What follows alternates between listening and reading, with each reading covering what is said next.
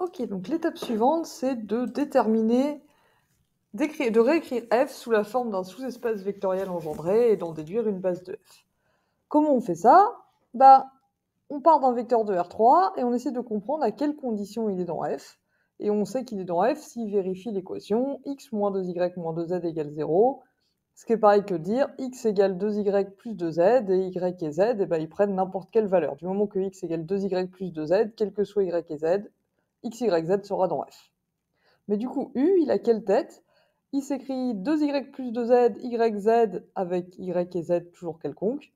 Autrement dit, il s'écrit y fois le vecteur 2, 1, 0 plus z fois le vecteur 2, 0, 1.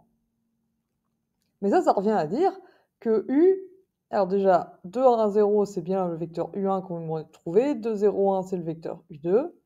Et donc on obtient que u, c'est y fois u1, donc un scalaire fois u1 plus un scalaire fois u2. C'est une combinaison linéaire de u1 et de u2, autrement dit, c'est un élément de vect u1, u2.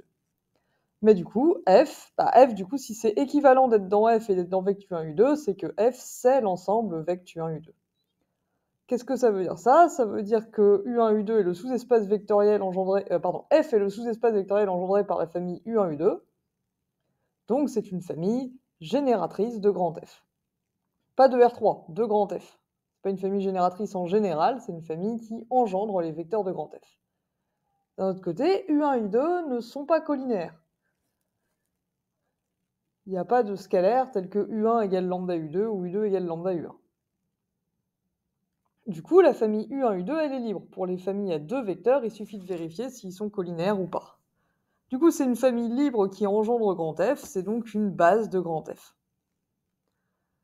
On a donc trouvé une base de grand F, ça c'est bien, et on nous demande aussi la dimension. Du coup, la dimension de F, c'est le cardinal de ces bases. Donc ici, on a trouvé une base à deux éléments, donc F est de dimension 2.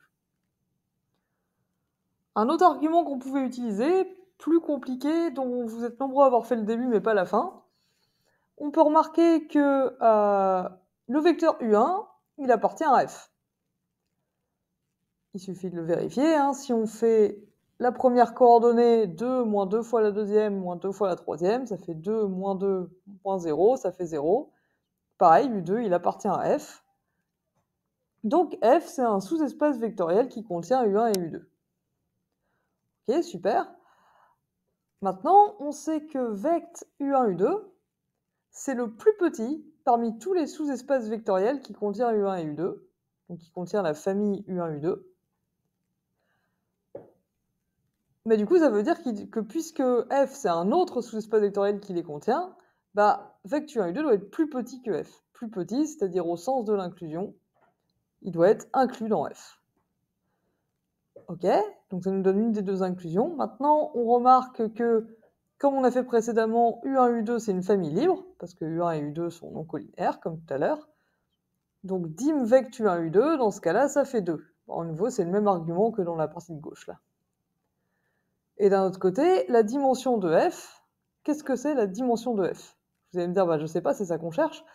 Du coup, elle est comprise entre 2, puisque vect U1 et 2 est inclus dans f, et 3, puisque f est un sous-espace vectoriel de R3. Et d'un autre côté, elle est strictement inférieure à 3, parce que f, c'est pas R3 tout entier. Donc forcément, la dimension de f, c'est 2, il n'y a pas le choix. Et c'est donc égal à la dimension de vect U1, U2. Et comme ils sont inclus l'un dans l'autre, c'est forcément le même. On avait fait cet argument, je crois, dans un exemple du cours, donc vous pouvez aussi utiliser ça. Alors à nouveau, une ou deux erreurs qui reviennent souvent. Si vous écrivez ça ne marche pas. F, c'est un ensemble, x moins 2y moins 2z, c'est une somme de réels, c'est donc un réel. Et pareil, f, c'est pas y fois 2, 1, 0, plus z fois 0, 1. Ça, c'est un vecteur de R3, le truc de droite, là. C'est une combinaison linéaire.